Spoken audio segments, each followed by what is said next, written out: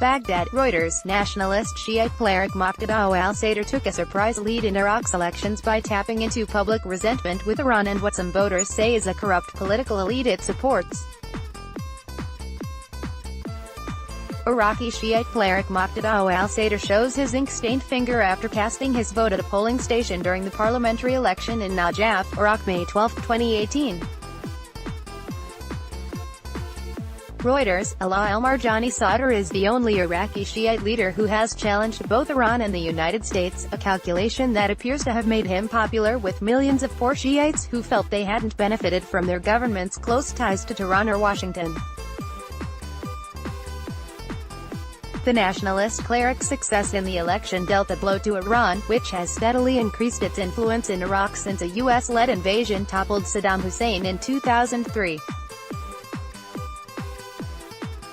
His success marks a remarkable comeback for Sadr, who for years had been sidelined by Iranian-backed rivals. He reached out to dispossessed Shiites and marginalized Sunnis, and restored links with Sunni neighbors while keeping Iran at bay. As news spread of Sadr's gains in the election, some of his followers celebrated in Baghdad and chanted, "Iran out. Iraq is rich, the country doesn't need Iran, it can stand on its feet and be prosperous, it just need good management," said Mohammed Sadiq, a trader in the city of Alaa who voted for Sadr's list. 44-year-old Sadr will not become prime minister as he did not run in the election, but his almost certain victory puts him in a position to pick someone for the job. Winning the largest number of seats does not automatically guarantee that, however. The other winning blocs would have to agree on the nomination. Sadr has long been viewed by the U.S. and Iraqi government officials seen as an unpredictable maverick.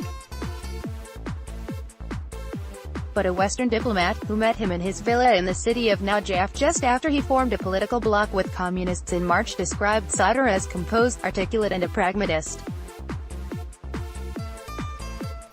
"He didn't come across as a rabble-rouser," said the diplomat. Sadr, usually stern-faced, joked about the diplomat's ring. "He showed me his ring, which had an effigy of his father," he said. Fierce nationalist, Sadr was virtually unknown outside Iraq before the 2003 U.S. invasion. But he soon became a symbol of resistance to foreign occupation, deriving much of his authority from his family. He is the son of the revered Grand Ayatollah Mohammad Sadiq al-Sadr, killed for defying Saddam Hussein. His father's cousin, Mohammed Bakir, was also killed by the Iraqi dictator, in 1980. Sadr was the first to form a Shiite militia that fought against U.S. troops after the liberation of Iraq turned into an occupation. He led 2 uprisings against U.S.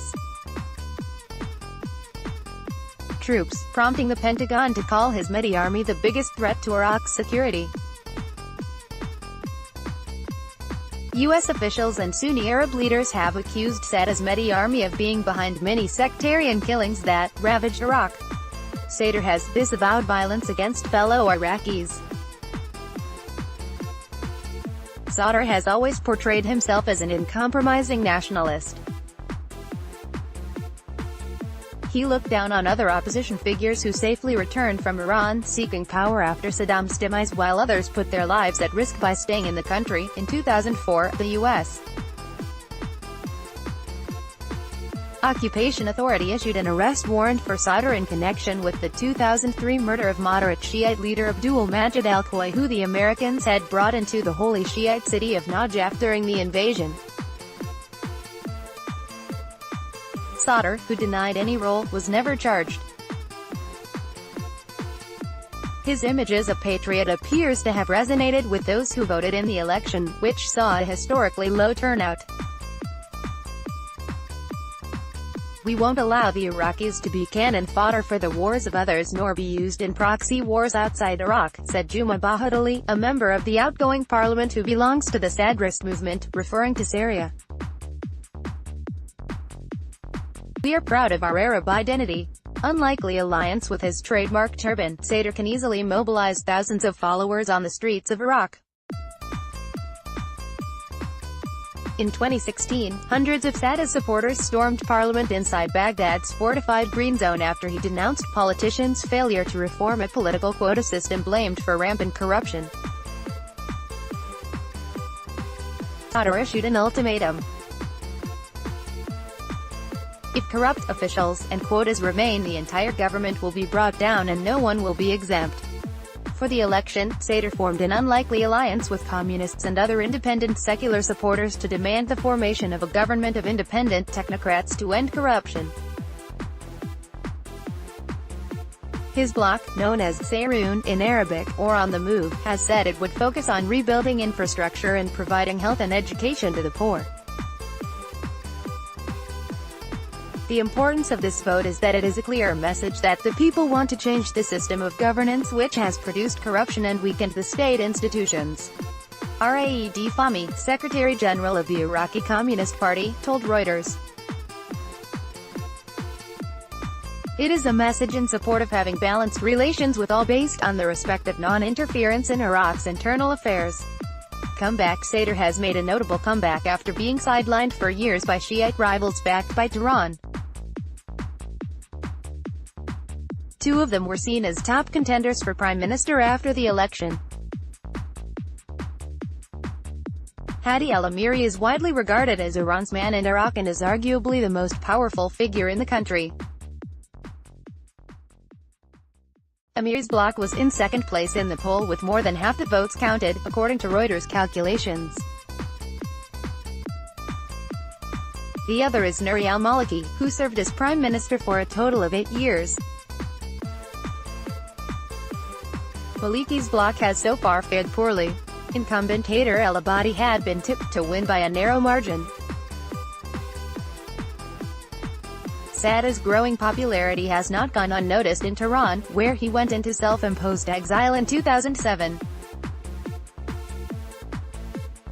Ali Akbar Velayati, top advisor to Iran's supreme leader Ayatollah Ali Khamenei, said in February that Tehran would prevent Sadr and his alliance from governing in Iraq. "We will not allow liberals and communists to govern in Iraq," he said during a speech at a conference in Iraq in February. Iraq, which lies in the heart of the Gulf, is critical for Iran. The countries share a border and Iraq is Iran's main route for supplying arms and fighters to Syria to back President Bashar al-Assad in the civil war. Sadr and his allies benefited from the weak participation of the other parties and from widespread popular discontent regarding corruption and the mismanagement of the state, and also the perception that Iraq is being led from outside, by the Iranians and the Americans, said Wathik al-Hashimi, an independent analyst based in Iraq. Additional reporting by Marcia Maitali, editing by Castle, Brian Low. Our Standards. The Thomson Reuters Trust Principles.